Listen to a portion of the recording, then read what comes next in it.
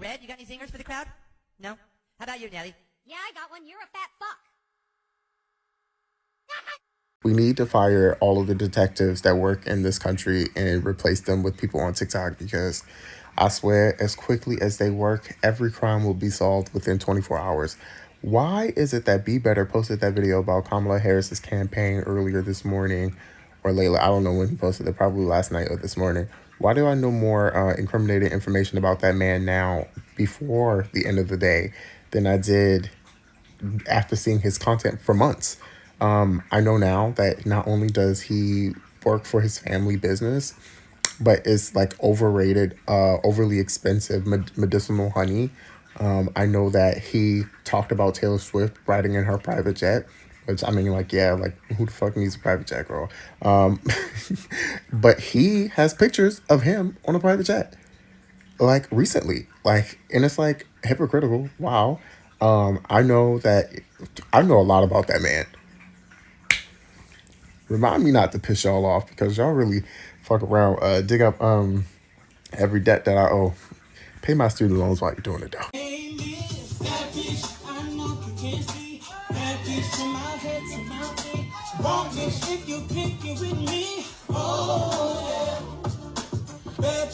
This is just your yearly reminder that Emmett Till, who was lynched on August 28, 1955, had his memorial shot up so many times in Mississippi that they had to install a bulletproof memorial that weighs 500 pounds and is made of steel.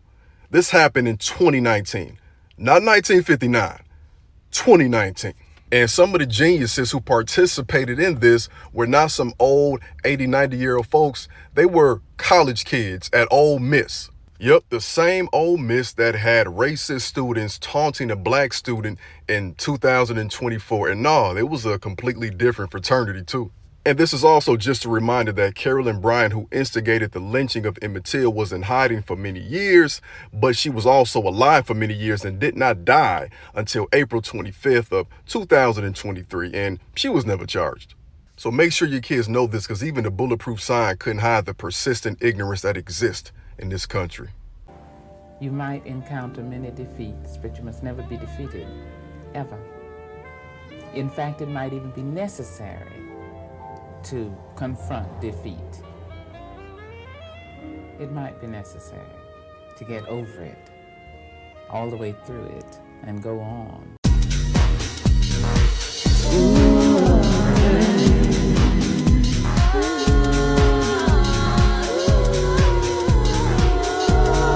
You know what sucks?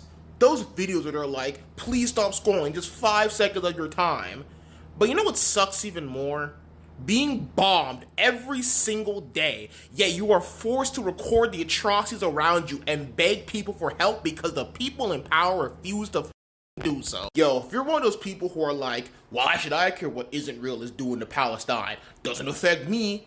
First of all, you shouldn't have to have a reason to care about people losing their lives, right? But second of all, if you live in a Western country like America, the UK, Australia, it does affect you because we are giving Israel money. We are giving them weapons so that way they can kill people and then wear their dresses. Like, look at this, bro. Most moral army in the world, this shit is f***ing depraved, dog. I'm tired of it. You're tired of it, but most importantly, the people of Palestine are tired of it, and they're the ones actually being slaughtered. So the least we can do is, keep boycotting, keep giving those GoFundMes, keep talking about it, so that way the politicians, the people who are allowing this shit to happen, will never know peace, because right now, they don't know peace. Free Palestine, bro. Tim and Bob, Bobby Valentino, you know how we do. It's another one. I saw you walking down on Melrose. You look like an angel straight out of heaven, girl. I was blown away by your sexiness. Who's the cute boy with the white jacket and the thick accent? Maybe it's all in my head, but I bet we'd have really good band. I may know 6 people, but that's enough. Love has never been a popular movement, and no one's ever wanted really to be free. The world is held together, really it is held together, by the love and the passion of very few people. Otherwise, of course, you can despair. Walk down the street of any city, any afternoon, and look around you. What you got to remember is what you're looking at is also you.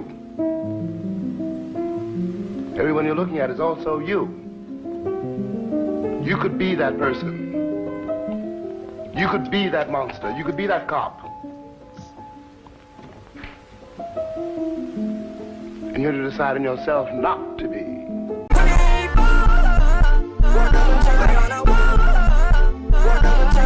If you sitting in the house depressed right now, bitch, get up and get your ass outside right goddamn now. I don't care where you go. Get your ass out that house. Their comeback is always, oh, but Vikings used to also wear braids. Okay, then we'll go book yourself some motherfucking schmedium Viking knotless with a motherfucking style part. Fuck you talking? They're sitting there talking about, oh, well, black people want to wear wigs. So George Washington used to also wear our teeth, bitch. It's an eye for an eye. All she does is complain. This is why I complain. This is why I complain. You see how beautifully flushed I am without looking ashy? Oh, and you thought we were done? There's another one. This is why you advocate for yourself. You see what happens whenever you're not complacent? And that's what we call redemption. Yeah. Haley, thank you for reaching out and listening to me and treating me like a human. This is redemption.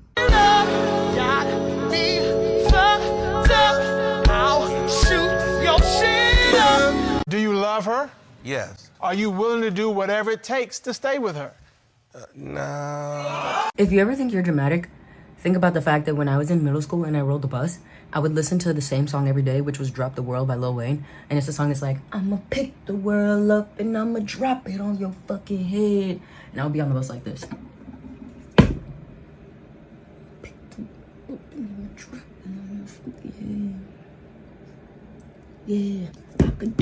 Like, and I was dead serious. Like, no wonder them people was throwing rocks at me. Like,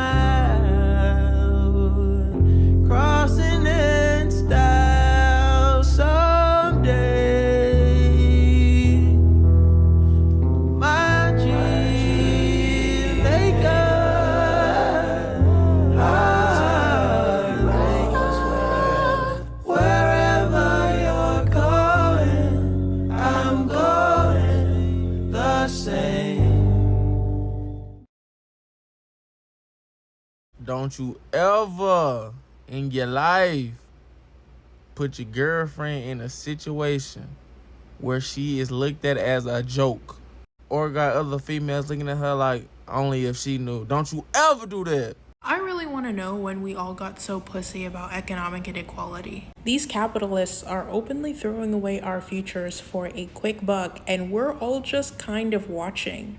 There was a report that said that the top companies that paid their workers the least, on average, paid their CEOs almost 550 times more than what they paid the average worker. And remember, this is after the post go back to work tight labor market in which you had so much labor organization. This is the kind of economic inequality that peasants used to prep their pitchforks for. So I guess my question here is, what the hell is wrong with the American proletariat? Like, I genuinely want to distill down an answer for why we are all watching ourselves get fleeced and low-key not really doing anything about it. Like, how can we be working for stores like Ross or Home Depot knowing that our backbreaking work is going to enrich the pockets of a millionaire that we've never even laid eyes on? And no one wants to, like, start a riot about it? Not even flip a table?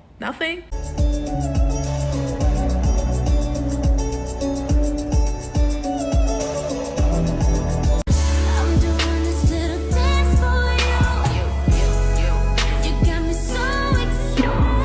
Poverty leads to poverty, and terminating a pregnancy is not free. And I think that's something people forget when they say that poor people shouldn't have kids. In addition to it being a eugenicist take, because who are you to determine who is and is not worthy of having children, it is also completely unaware of the reality that we live in. In my state, it cost about $600 for the pills it would take to end a pregnancy, a little bit more if you end up going the other option. If you find out too late, if you do not have the over $1,000 that it takes to get this done, if you cannot come up with that over $1,000 that it takes to get this done within the allotted 4 to 8 weeks that you get, then congratulations, you are having a baby.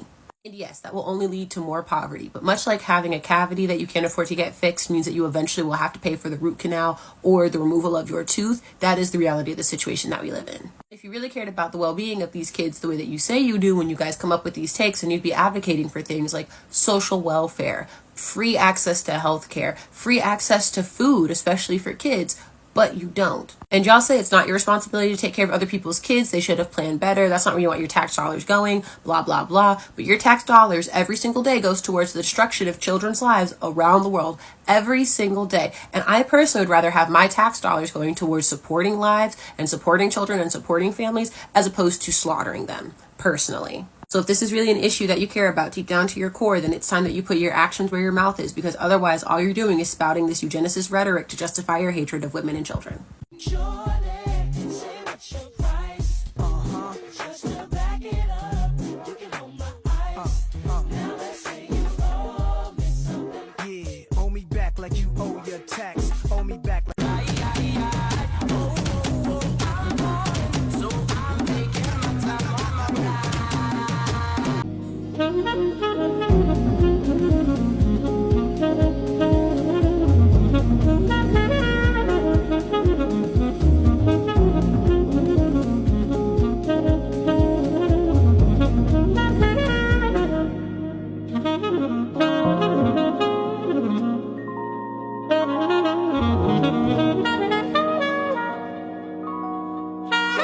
I'm sorry, but this is literally ingrained in my mind. I'm never going to forget when Russia first started attacking Ukraine, and you had this whole newscasters getting on Ukraine live television and saying, these are white people.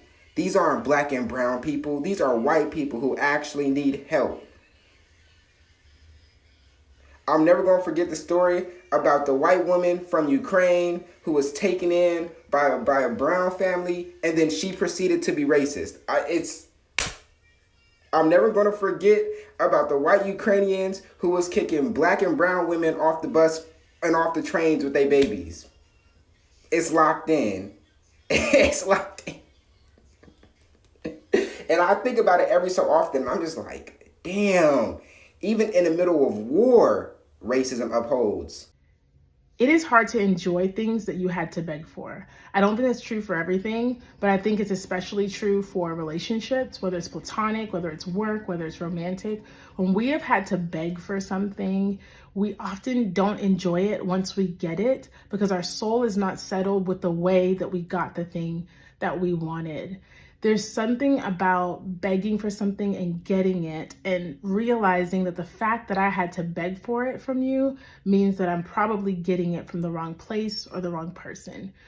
I feel like someone needed to hear that, like someone's been begging for something and you finally got it and your spirit's not settled and you don't know why. And hopefully this gives some language for what you're experiencing.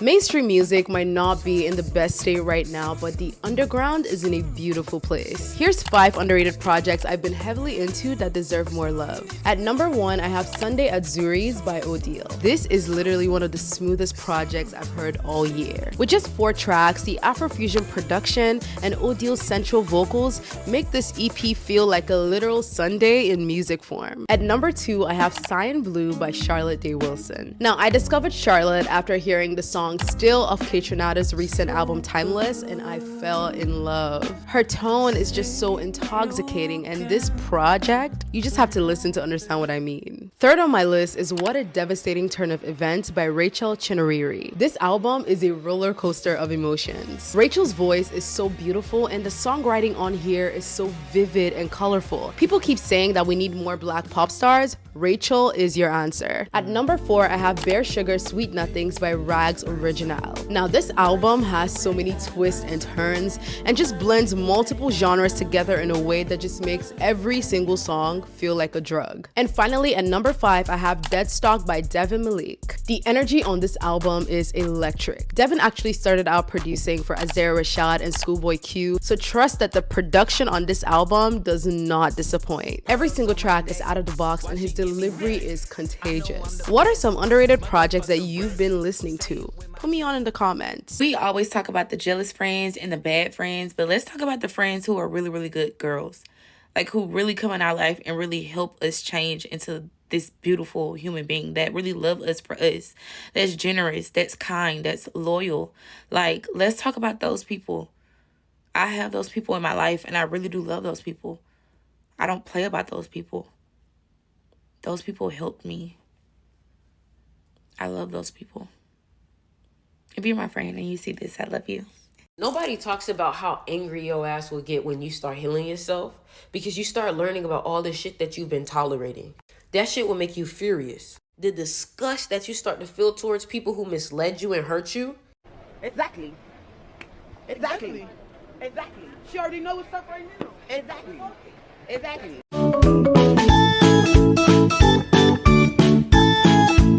It's 7 p.m. Friday. It's 95 degrees. You got an album that you need to release. Hey, yeah, you heard me. Drop the album. We're tired. Leave the frenzy up. All I got is a couple quarters and some pocket lint. Is that gonna be enough? Sir, that's enough to buy the whole property. Congratulations. My wife and kids aren't gonna believe it. Hey, does your payphone out there work? I gotta let the second family know I'm gonna be working late, you know what I mean? Yeah, you know something's wrong with the economy when we can't do this anymore, I'll tell you that. Too many black and browns getting access to housing these days, sir. First month's, last month's, and security deposit isn't gonna cut it. We're inventing credit scores. Credit who? Yeah. You just made that up. I did. No, that's something you just made up. A nice white family moved in down the street, sir. Unfortunately, the rent has gone up 82%. This is Section 8 housing. What do you mean the rent went up? Sir, your only options are crack addiction or jail. I suggest you cut costs in your life and sign the new lease. This is a gentrification. Yeah, I've seen boys in the hood. I know what that is. I can't even afford to cheat on my wife. What brings you in today, sir? Just apartment hunting with my daughter. It's the first time on her own. Okay, well, we do have an application fee of $75. Application fee? Can we at least see the place? That's an $85 walk-in fee. Try not to take too many breaths past a certain point. We do have a breathing fee. That's it. What? The new rent is $4,700. I can't pay that. Well, I suggest you get on that pole, start popping that ass, and collecting them ones, unless you want to be homeless. But they putting homeless niggas in jail. I'm not doing it. Get somebody else to do it. I ain't going nowhere either. Yeah, I thought you might feel that way. I called the cops 10 minutes ago. They already on the way. Officer, that's the homeless man. There you go right there.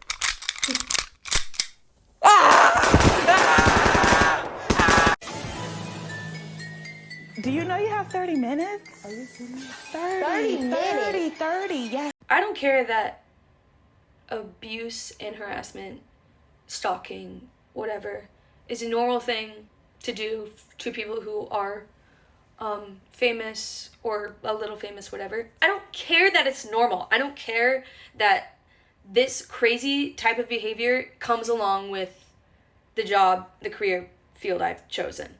That does not make it okay. That doesn't make it normal. It doesn't mean I want it. It doesn't mean that I like it.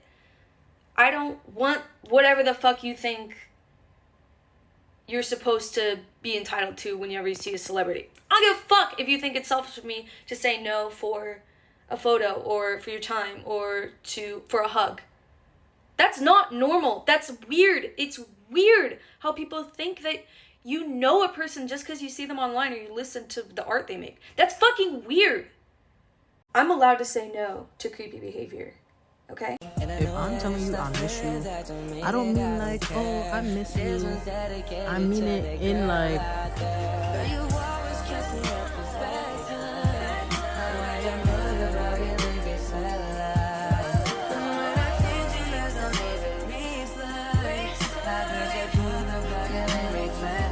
Bro, why the fuck I woke up and I just remembered who the fuck I was? Like, hold on.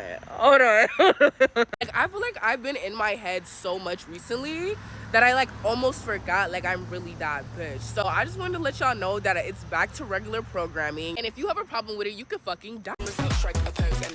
They got Coco Golf on my screen at the gym. They got Coco Golf on my screen at the gym. I gotta turn up the Stairmaster.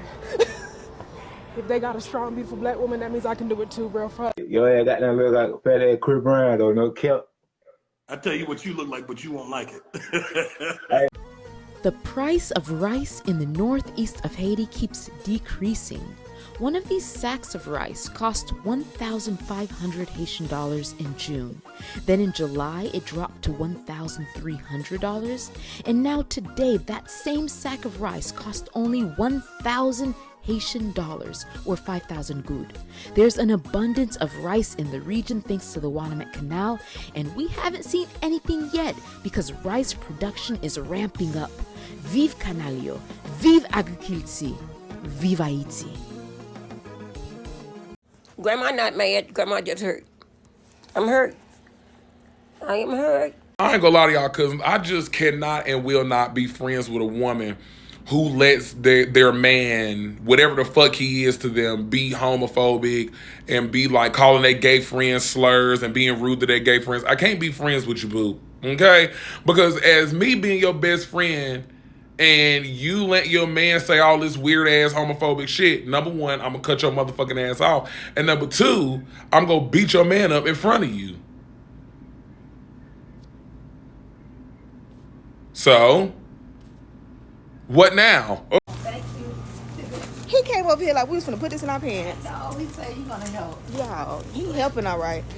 Y'all, why they forgot to load the colors in the video game? Are you real?